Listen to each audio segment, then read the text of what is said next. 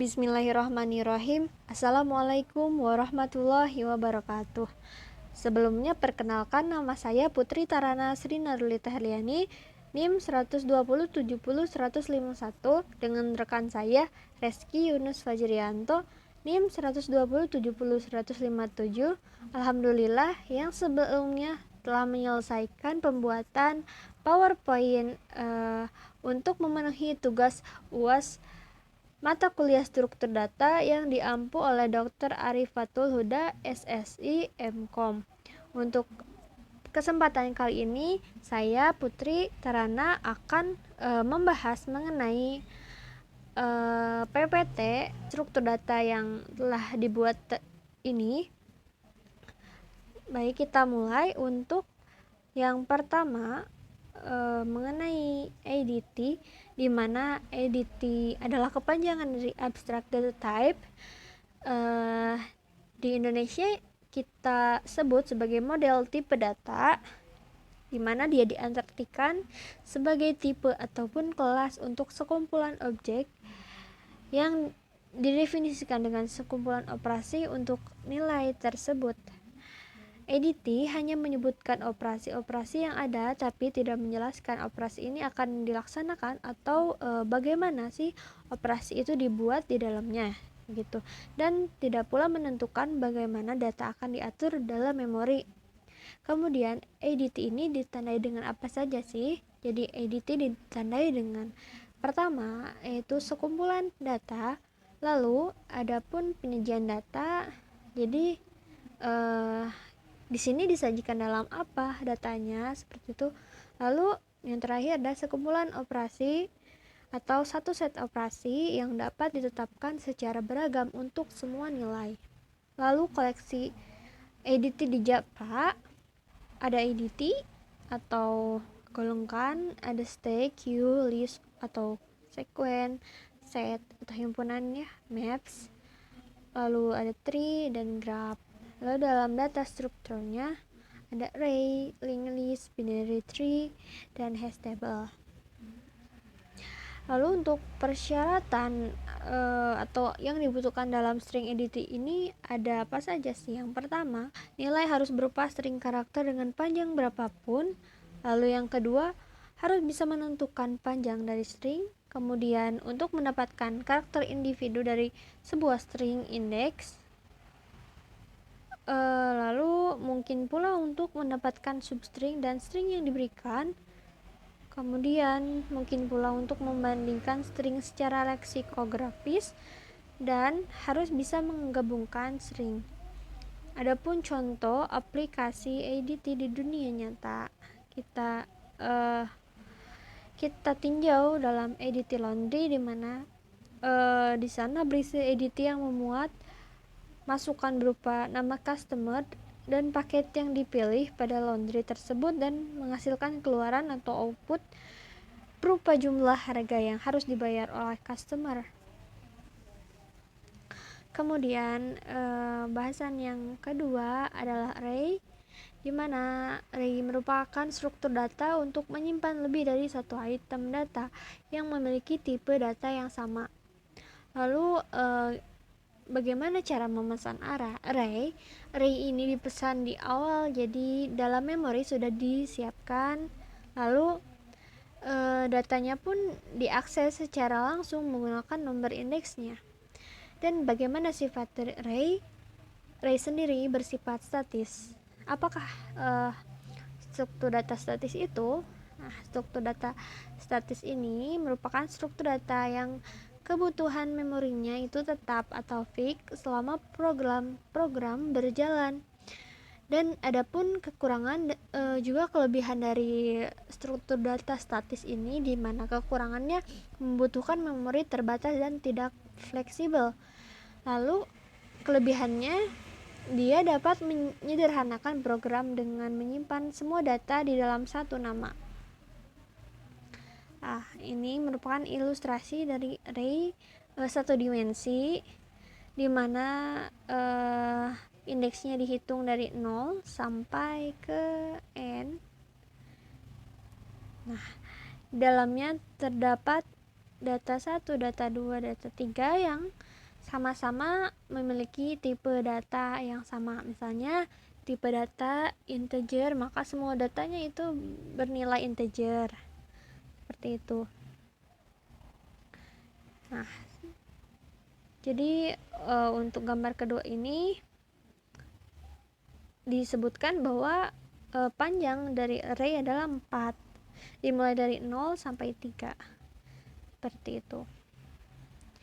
Untuk yang selanjutnya ada pula bahasan mengenai linked list, bahasan ketiga kita, yang merupakan struktur data dinamis sederhana terdiri dari rantai node di mana setiap node berisi nilai dan petunjuk atau alamat ke node berikutnya dalam rantai tersebut. Sifat dari linked list ini dinamis, jadi dia kebalikan dari array. Array diam, linked list dinamis. Itu. Lalu bagaimana struktur data dinamis? Kita akan lihat di sini. Struktur data ini bisa berubah-ubah katanya selama program berjalan. Jadi jika kita mengartikan dengan kata lain, artinya bahwa kita mudah untuk menyisipkan dan menghapus data gitu saat program itu berjalan. Tapi adapun kekurangan dari struktur data dinamis ini yaitu programnya lebih sulit.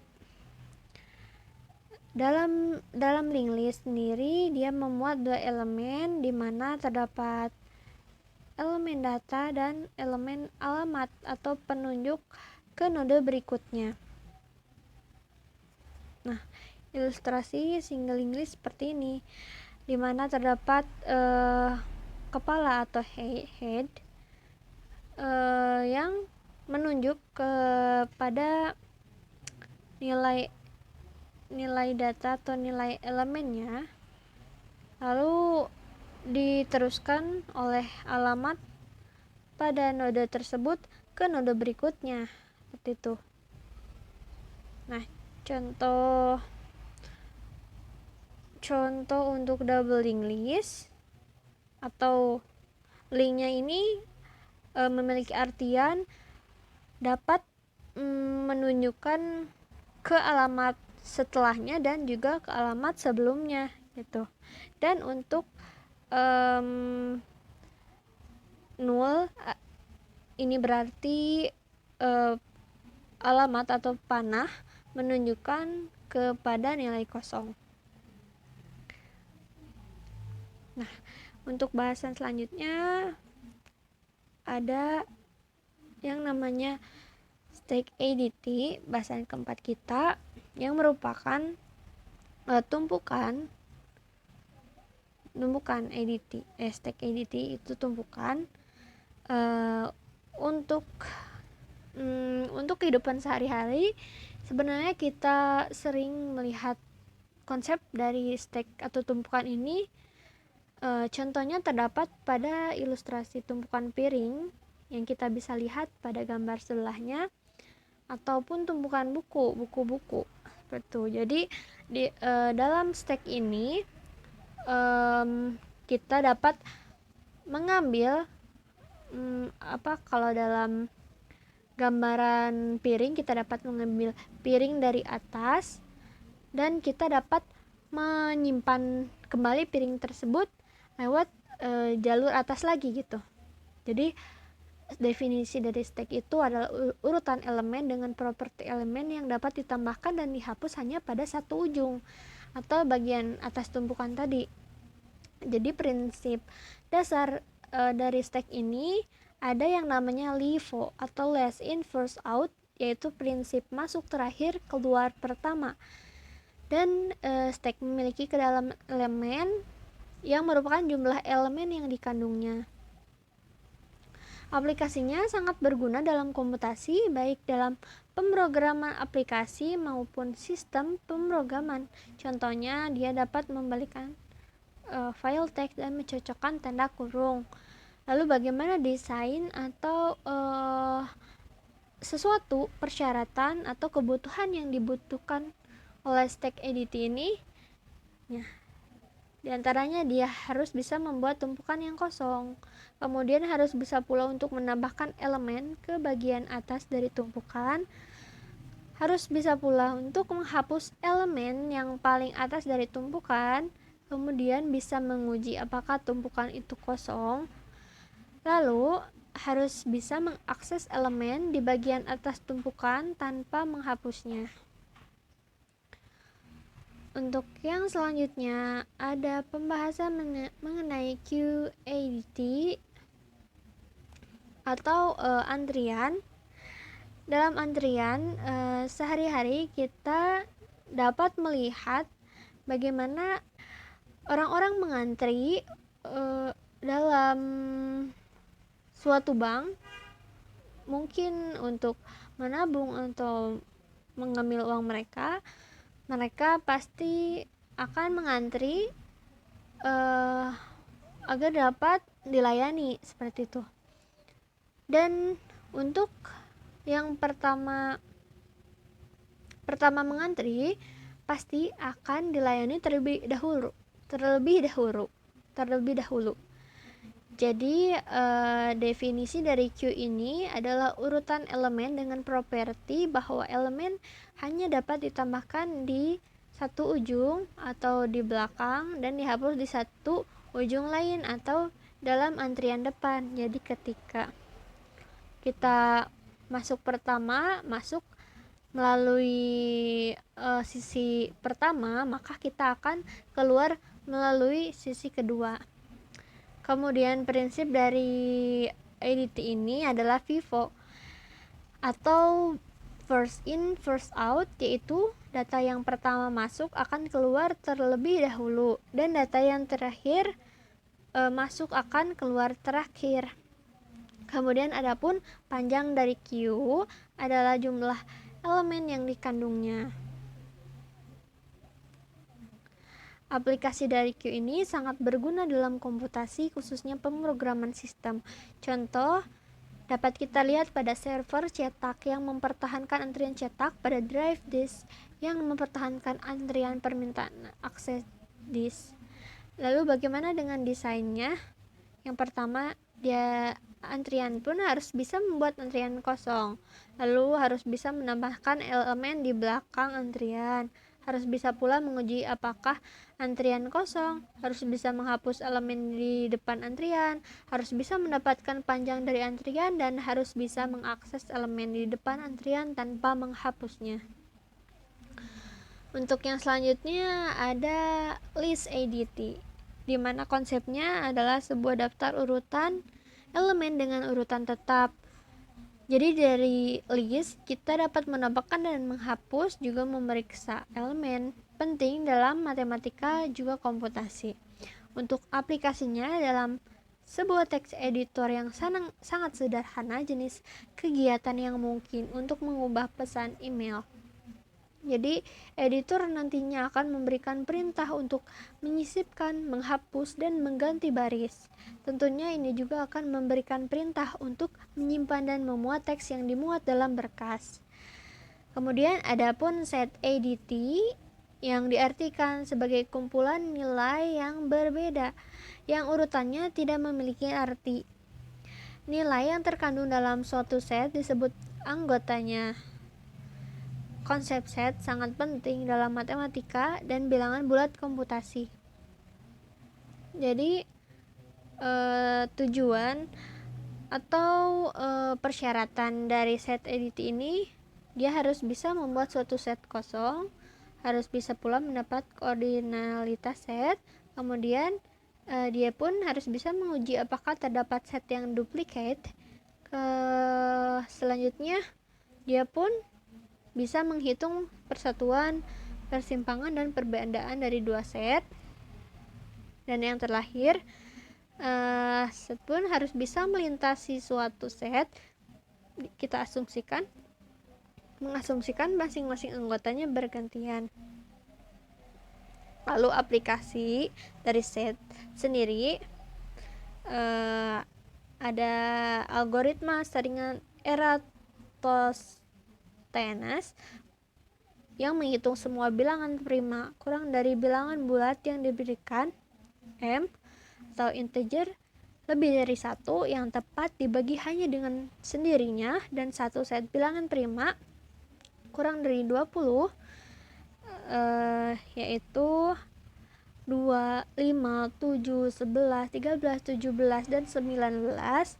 Untuk menghitung set bilangan prima dikurangi dari m, di mana m-nya tersebut harus lebih dari 0. Lalu dalam pengambilan informasi, proses menemukan dokumen yang memenuhi query yang dimasukkan oleh user. Query ini hanyalah sekumpulan data biner atau kecil dibandingkan dengan sekumpulan kata yang ditemukan di setiap dokumen. Adapun pembahasan selanjutnya mengenai tree ADT dengan konsep kumpulan elemen yang salah satu elemennya disebut root dan elemen lainnya disebut simpul atau node, yang terpecah menjadi sejumlah kumpulan yang tidak saling berhubungan satu sama lain yang disebut subtree atau cabang. Adapun desain atau kebutuhan untuk tree ADT ini diantaranya yaitu dia harus bisa untuk mengakses akar pohon, lalu bisa pula mengakses semua nenek moyang dari node apapun di pohon, dapat ditambahkan dengan node baru, kemudian dia pun dapat menghapus saklar yang diberikan oleh pohon bersama dengan seluruh keturunannya. Untuk aplikasi tree di kehidupan nyata, pohon keluarga atau family tree mereka menghubungkan orang tua dan anak. Jika ilustrasi sejarah keluarga yang lengkap dengan sepasang pohon, satu untuk hubungan ayah dengan anak dan satu hubungan ibu dengan anak. Untuk pembahasan atau bentukan dari tree lainnya adalah ada yang disebut dengan FEL tree, yaitu salah satu jenis BS tree atau binary search tree dengan tujuan untuk mempercepat pencarian data. Jadi FEL tree ini merupakan binary search tree yang memiliki perbedaan tinggi atau level maksimal 1 antara subtree kiri dan subtree kanan. FEL tree muncul untuk menyeimbangkan binary search tree dengan FEL tree. Waktu pencarian dan bentuk tree dapat dipersingkat dan disederhanakan. Nah, adapun cara atau proses menghapus node dalam FEL tree yaitu proses penghapusan sebuah node di FEL tree hampir sama dengan BST atau binary search tree. Penghapusan sebuah node dapat menyebabkan tree tidak imbang. Setelah menghapus sebuah node, maka dilakukan pengecekan dari node yang dihapus ke node root. Kita gunakan single atau double rotation untuk menyeimbangkan node yang tidak seimbang. Pencarian node yang imbalance diteruskan sampai root. Dan yang terakhir, pembahasan pada kesempatan kali ini mengenai binary tree atau pohon biner, yang merupakan struktur data pohon di mana setiap node memiliki paling banyak 2 anak yang disebut sebagai anak kiri dan anak kanan atau right child dan left child.